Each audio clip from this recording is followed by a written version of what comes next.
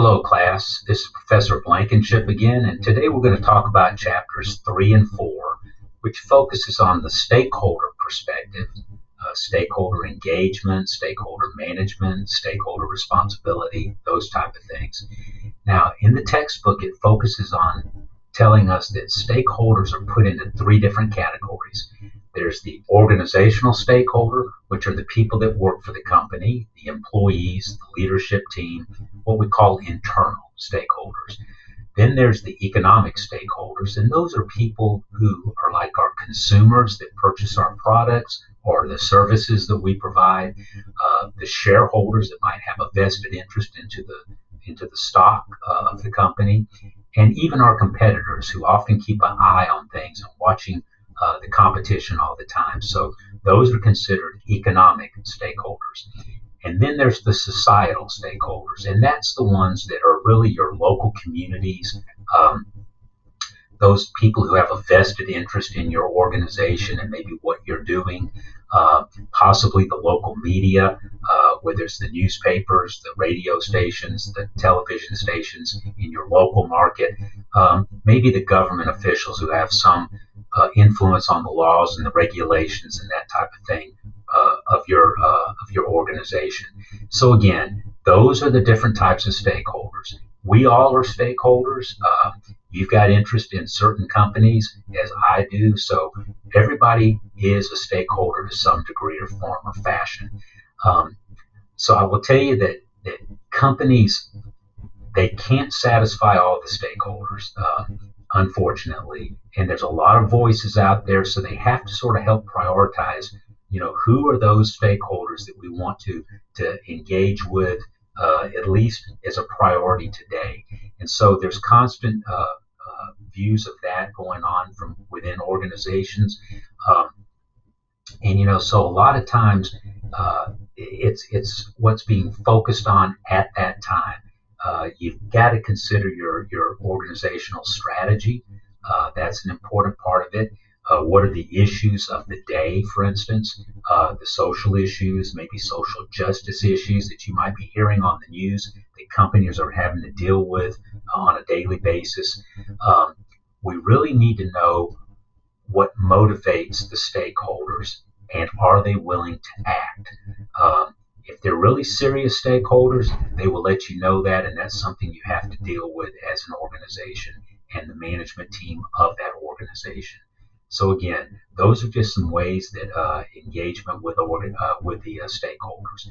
Um, there are 5 steps in stakeholder management, and this is sort of simple when you think about the logic of it. You identify an issue, you analyze it, then you prioritize what you need to get done first and second and third, then you act upon those prioritizations, and then you evaluate what you did. So again, those 5 steps: you identify, you analyze, you prioritize, you act, and then finally you evaluate and review so that you can mimic what was successful and use that again down the road, and you can try to avoid those things that didn't turn out the way you wanted.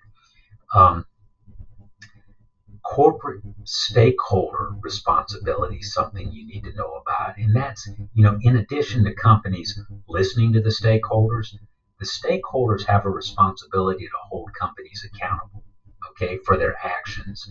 And so, in that sense, firms reflect the values of the collective set of stakeholders. So there's that kind of relationship there. And again, I'll repeat that companies reflect the values of their collective set of stakeholders. There are a lot of different stakeholders, again, that are out there, some internal, a lot of them are external, and you're trying to make sure you understand what those concerns are, the issues are, and address them appropriately.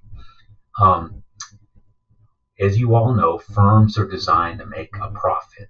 That's why companies exist. And in just as an overview of this, I'm just saying that there's the 3 P's that we learn in principles of management and operations management, some of your other management classes, about people, planet, and profit. People, you need to respect the people that work for you. And that you deal with and your customers, you need to take care of your planet, your natural resources, and then you must make a profit. If companies do not make a profit, at least over an extended period of time, they'll probably fold and close their doors. So again, companies must make money so they can reinvest that money back into the local communities. And then, firms are designed to make a profit again, and so that's what they do. And there's another piece I want to tell you that, it would advance the CSR cause considerably if the stakeholders were caring stakeholders, if they were informed, if they're transparent, and if they're educated. So those are 4 areas, again, you might want to learn about: the caring stakeholder, the informed stakeholder, the transparent stakeholder, and the educated stakeholder.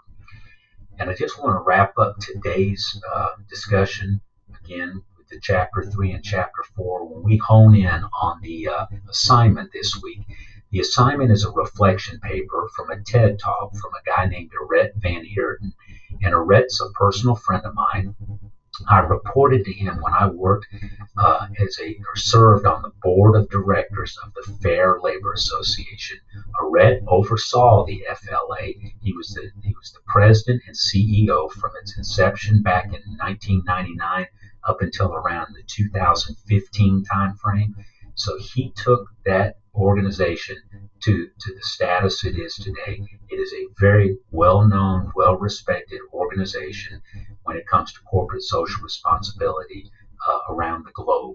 And Arett is like a missionary. He goes out and he does what is right for the world and helps so many less fortunate people around the globe.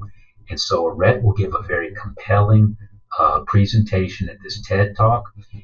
This is a reflection paper, so I want you to write an overview of what you heard Arett say. I want you to provide specific information about some of the topics he discussed.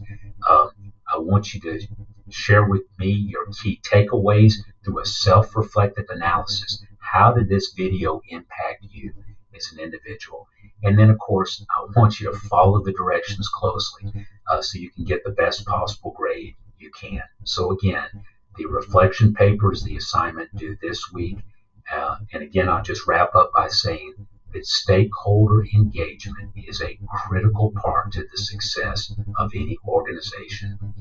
Thank you, and I'll talk to you soon.